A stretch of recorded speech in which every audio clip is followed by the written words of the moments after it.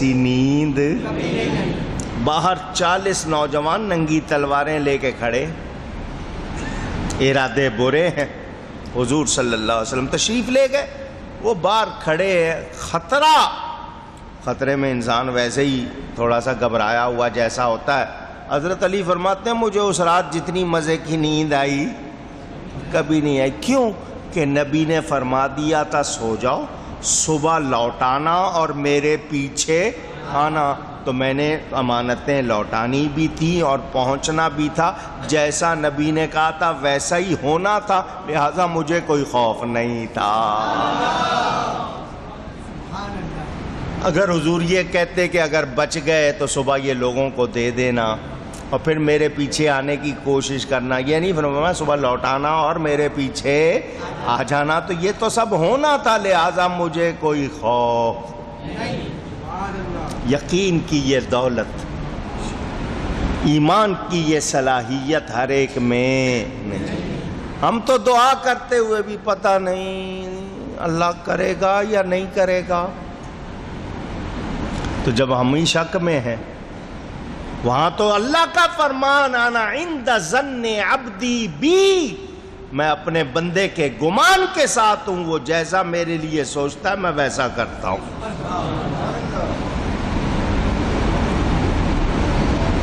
ہمارا یقین پتہ نہیں ہم نے کہاں کھو دیا. رب کا فرمان ہے، دنیا میں شبہ ہو سکتا ہے، رب کے فرمان میں نبی نے فرما دیا شبہ، کیونکہ نبی کے منہ پر کون بولتا ہے؟ خدا بولتا ہے. آج ہماری یہ حالت، بہرحال ایمان والوں نے کہہ دیا یہ چال ہے، مردہ نہیں بول رہا. جب اس نے یہ بات کی ہے نا معبود کی، یہیں سے چلی تھی نا بات، ایمان کی حالت کیا ہونی چاہیے. انہوں نے دیکھ لیا، ہم تو کہیں گے نہیں جی مردہ بول رہا ہے، غلط کیسے بول سکتا ہے. انہوں نے کہہ دیا یہ جو کہہ رہا ہے نا کہ اس کی عبادت کرو، یہ بات گڑبڑ ہے، یہ ماننے والی نہیں ہے، تو یہ بول کوئی اور رہا ہے. اہل ایمان نے انکار کر دیا.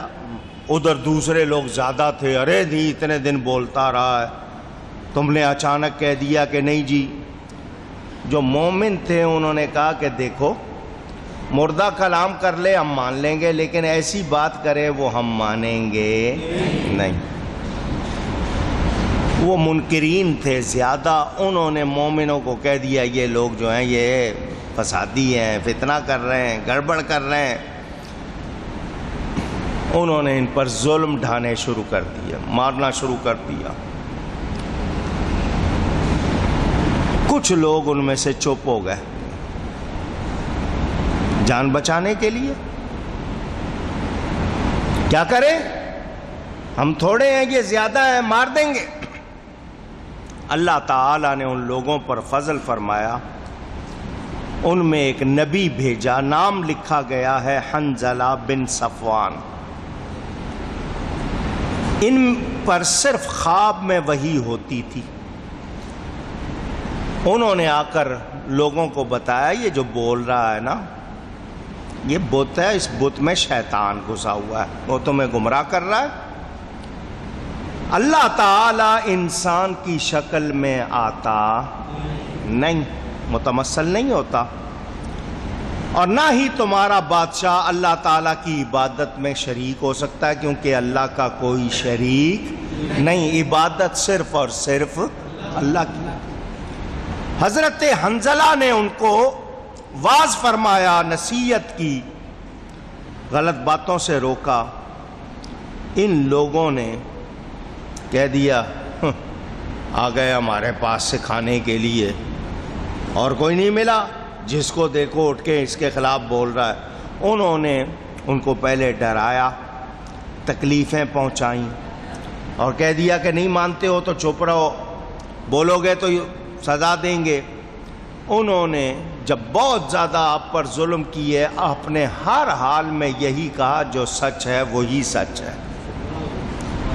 یہ بت ہے، اس میں شیطان گھسا ہوا ہے، اور اللہ کے سوا کوئی عبادت کے لائق.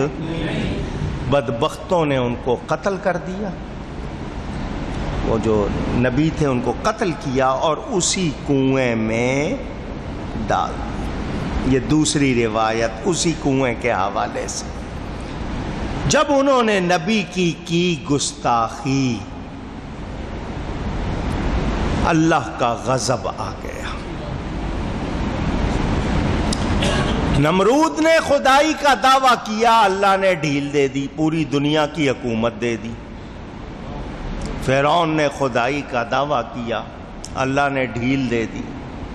اپنے آپ کو سجدہ کرواتا تھا، اللہ نے مہلت دے دی۔ نمرود نے حضرت ابراہیم کی گستاخی کی، فرعون نے حضرت موسیٰ کی، اللہ نے پکڑا یا نہیں پکڑا؟ اونچی۔ اللہ کے پیارے کا معاملہ آ جائے تو پھر اللہ چھوڑتا نہیں۔ عربی میں یہ جملہ مشہور ہے، لحوم الاولیاء مسمومۃ، اولیاء کے گوشت زہریلے ہوتے ہیں۔ اولیاء کے گوشت زہریلے ہوتے ہیں، زہر والے۔ کیا مطلب ہے اس کا؟ کہ اللہ والوں کو تنگ نہ کرو، تباہی آ جاتی ہے۔ بظاہر نہیں لگتا، لیکن اللہ کے پیارے کو تنگ کریں تو پکڑ ضرور ہوتی ہے۔ کوئی ایسا نہیں ہوگا جس کی پکڑ نہ ہوئی ہو، ہوتی ہے۔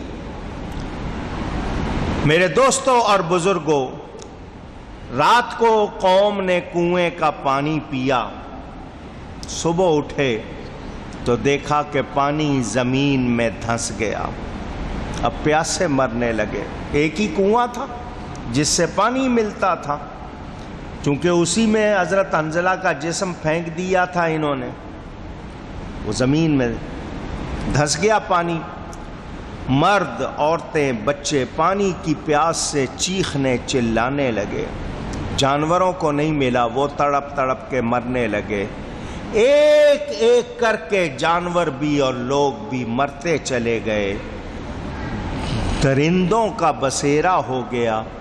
وہ محل جس میں بڑی شان سے نرم غالیچوں پر نقش و نگار بنائے ہوئے، جن پر وہ دیواروں پر ان کے ساتھ ٹیک لگا کر مزے سے بیٹھتے تھے، وہاں جھاڑیاں اگائیں، ویران کھنڈر بن گئے۔ جنوں درندوں کی خوفناک آوازیں آتی تھی۔ گستاخی کی، کچھ بچا؟ اونچی۔ ادب کرنے والے داتا گنج بخش کا روضہ بھی دیکھ لو،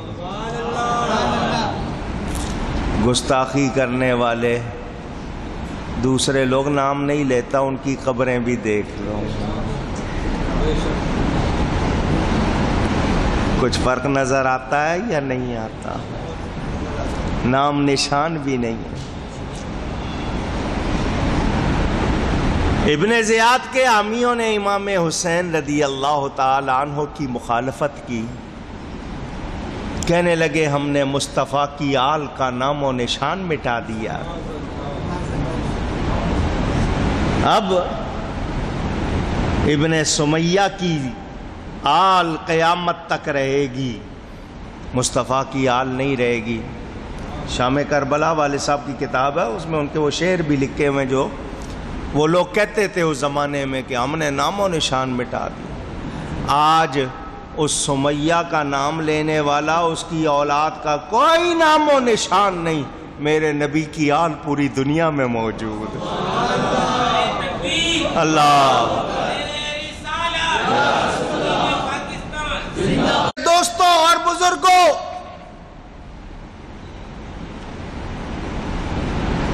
جو بھی کوئی کسی طرح کسی اللہ والے کی گستاخی کرتا ہے، پکڑ ہوتی ہے۔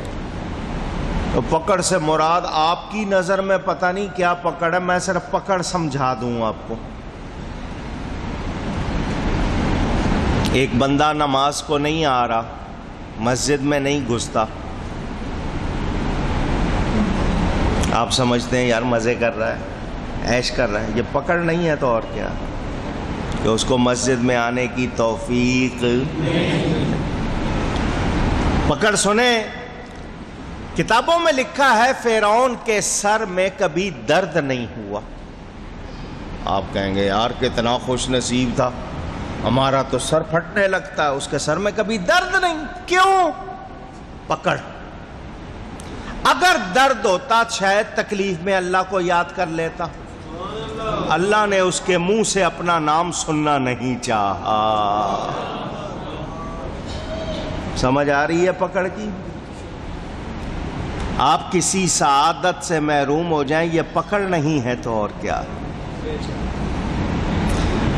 آپ کسی نیکی سے آپ کو رغبت نہ رہے تو یہ پکڑ نہیں ہے تو اور کیا.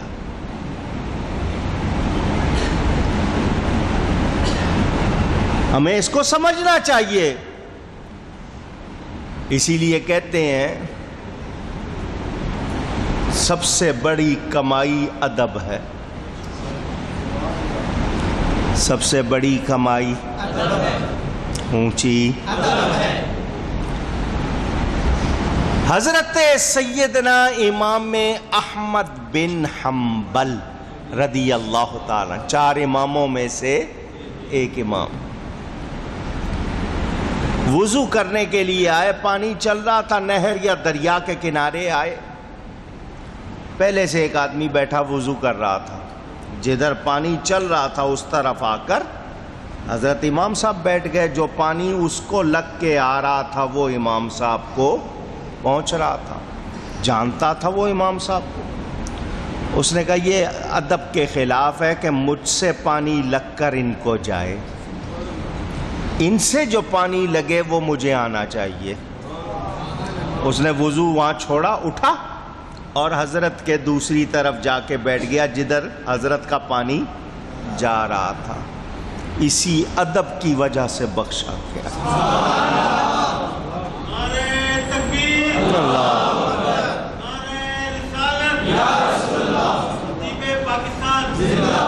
یہ واقعہ تھانوی نے بھی لکھا، اس نے بھی لکھا. اللہ والے کا ادب کیا بیڑا پار. تو جو گستاخی کرے گا پکڑ. اور آسان کر کے بات کر دیتا ہوں، آپ کو سب کو سمجھ آ جائے. آپ کو کوئی کچھ کہہ دے گا نا برا بلا، آپ شاید سہ لیں گے. آپ کے پیارے کو کچھ کہے گا آپ نہیں سہیں گے. مجھے کہہ لو اس کے بارے میں زبان بند رکھو. ہوتا ہے یہ نہیں؟ اونچی. آپ کو اپنے جس جو محبوب ہو اس سے بڑا پیار ہے تو رب کو اپنے محبوب سے نہیں.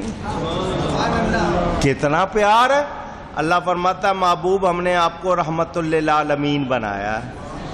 اپنے گستاخ کے لیے آپ 70 مرتبہ مغفرت مانگو گے ہم نہیں بخشیں گے. محبوب کا گستاخ قابل معافی. اونچی. اور اس میں کوئی یہ نہ سمجھنا کہ نہیں کچھ ہو جائے گا. سگا چچا ابو لہب، رشتے میں چچا تھا، نبی کے بارے میں لفظ منہ سے نکل گیا اس کے. اللہ نے پوری صورت اتاری، جہنم کا ایندھن قرار دیا. بڑا سردار تھا، بڑی شان تھی اس کی اپنے علاقے میں، لیکن نبی کی گستاخی کی کچھ بھی رہا. سامنے رہ کر نبی کو دیکھ کر رشتے ناتے کے باوجود کچھ میلا. رشتہ داری بھی ہے، سگا چچا. اور حدیث میں آتا ہے چچا باپ کی جگہ ہوتا ہے، مگر اس نے کردار جو پیش کیا نہ رشتہ کام آیا، نہ قربت کام آئی، نہ زیارت کام آئی. وہ دور بیٹھے یمن میں، نام ہے اویس قرنی، دور بیٹھے، زیارت نہیں کی، رشتہ داری نہیں. فرمایا ادھر سے محبت کی خوشبو آتی. حضرت عمر اور حضرت علی سے کہا تم میرے اس یار سے ملو گے. حضور نے حضرت علی اور حضرت عمر سے کہا تم میرے اس یار سے اب میرا جبہ دینا اس کو، خود جبہ، اور فرمایا اس سے کہنا میری امت کے لیے دعا کرے۔ وہ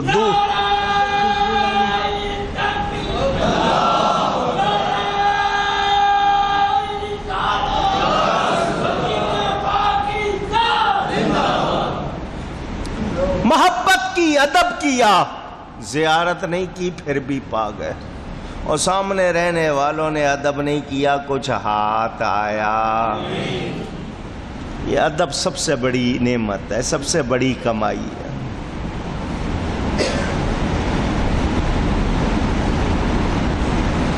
میں پہلی مرتبہ جب مدینہ منورہ گیا تھا، عمر بہت کم تھی، نہ سمجھ کے لیں، قطب مدینہ حضرت مولانا شاہ ضیاء الدین احمد مدنی رحمت اللہ علیہ، اعلیٰ حضرت کے خلیفہ، 80 برس مدینہ میں گزارے، 60 حج کیے، ان میں سے ایک حج پیدل کیا، مدینہ منورہ سے جانا اور واپس آنا پیدل۔ بڑے اللہ والے تھے۔ پہلی مرتبہ گیا، پورا رمضان وہاں گزارا، میں ان کے پاس ہی رہا، ان کا بدن دباتا تھا، بڑی دعائیں دیتے تھے۔ جب میں پہلے دن گیا میں نے کہا حضرت مجھے کوئی نصیحت فرمائے، مدینہ منورہ پہلی بار آیا ہوں۔ 3 باتیں بتائیں مجھے، آپ کو بھی سنا دیتا ہوں۔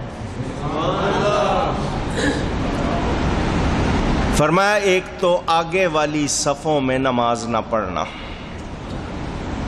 جو جالی شریف سے آگے صفیں ہیں ان میں نماز، حضور کو پیٹھ ہوتی ہے۔ وہ بعد میں بڑھایا گیا حصہ، اکثر لوگ وہاں کھڑے ہو جاتے ہیں، دعا بھی حضور کو پشت کر کے جو لوگ کرنے لگ جاتے ہیں، بہت تکلیف ہوتی ہے۔ پہلی بات تو یہ فرمائی۔ دوسری بات یہ فرمائی مسجد کے اندر کسی کو کچھ دینا نہیں، باہر دینا، اندر دو گے، ایک کو دو گے، دوسرا بیٹھا ہوگا، اس کو اگر نظر آیا اس کو نہیں ملا تو اس کا دل چھوٹا ہوگا۔ باہر دینا کسی کو کچھ، اندر۔ تیسری بات فرمایا مدینے والوں سے دوستی نہ کرنا، زیادہ قریب، کہ یہ حضور کے پڑوسی ہیں۔ میں نے کہا کہ دوستی نہ کرنے کا مطلب کیا ہے؟ فرمایا کوئی بات تمہیں ان کی بری لگ گئی تو تمہارے منہ سے یہ نہ نکلے کہ نبی کے پڑوسی ایسے۔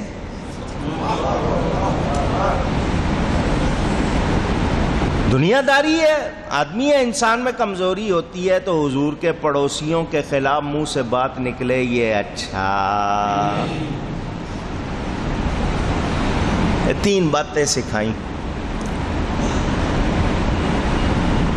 بعد میں پھر میں نے ایک مرتبہ پھر پوچھا، حضرت جی نہیں چاہتا وہاں سے اٹھنے کو، اندر حضور کے پاس چلے جائیں، اٹھنے کو جی نہیں چاہتا، لیکن بدن کے اپنے تقاضے ہیں، تھک جاتا ہے، پاؤں سن ہو جاتے ہیں، جی نہیں چاہتا اٹھنے کو۔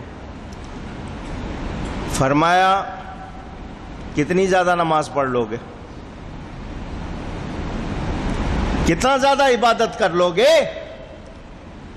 2 دن بہت زیادہ عبادت کر لو گے، تیسرے دن اتنے تھک جاؤ گے بخار ہو جائے گا، جا ہی نہیں سکو گے۔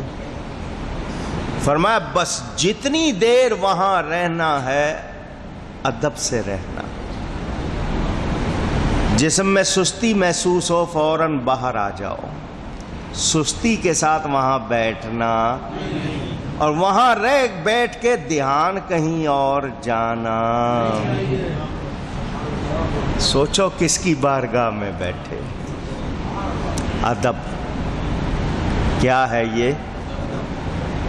سب کچھ اسی میں نے آپ کو سنایا تھا، یہ حضور صلی اللہ علیہ وسلم بڑی محفل میں بیٹھے، اپنے چچا حضرت ابو الفضل سیدنا عباس بن عبد المطلب رضی اللہ تعالی عنہما، بڑی محفل میں حضور نے پوچھ لیا چچا تم بڑے ہو یا میں بڑا ہوں؟ ہم میں سے کوئی ہوتا تو کیا جواب دیتا؟ چچا ہوں، باپ کی جگہ ہوتا ہے، چچا چچا ہوتا ہے، میں بڑا ہوں۔ وہ تھے صحابی۔ کون تھے؟ صحابی تھے، رشتے میں چچا تھے مگر کیا تھے؟ صحابی۔ ایسا ادب والا جواب دیا، کمال کر دیا۔ فرمایا انت اکبر منی، حضور مجھ سے بڑے تو آپ ہی ہیں، مجھ سے بڑے تو وانا اسن یا رسول اللہ، پیدائش میری پہلے ہوئی ہے، بڑے سال میرے زیادہ ہیں گنتی میں، بڑے کچھ لینا ہو تو ادب کریں۔ جو اکڑے رہتے ہیں کچھ پاس آتا۔ فرشتے جھک گئے تھے حضرت آدم کی پیشانی میں نور مصطفیٰ دیکھ کر، نور والے ہو گئے یا نہیں ہو گئے؟ اور شیطان اکڑ گیا، ابا واستکبر، اکڑ گیا، تکبر کیا، کچھ ہاتھ آیا؟ لعنت ہی لعنت۔ تو جو ادب نہیں کرتا کچھ ملتا نہیں۔ ادب سیکھے۔ نبی کا ادب نہیں کیا، برباد، محل ختم، کنواں ختم، پیاسے تڑپ تڑپ کے مر گئے، کچھ بھی ہاتھ آیا نہیں۔ یہ جو محل ہے جس کا ذکر آیا وہ بھی مفسروں نے لکھا، شداد بن عامر بن ایرم اس نے بنایا تھا۔ وہ کہتے ہیں ایسا عالی شان محل دنیا میں کہیں اور نہیں تھا۔ اس کی بھی وہی حالت ہوئی جیسی کنویں کی ہوئی ہے، میلوں تک، دور دور تک کوئی گنجائش نہیں رہی کہ کسی طرف کوئی آدمی چلا جائے، کوئی بستی نظر آ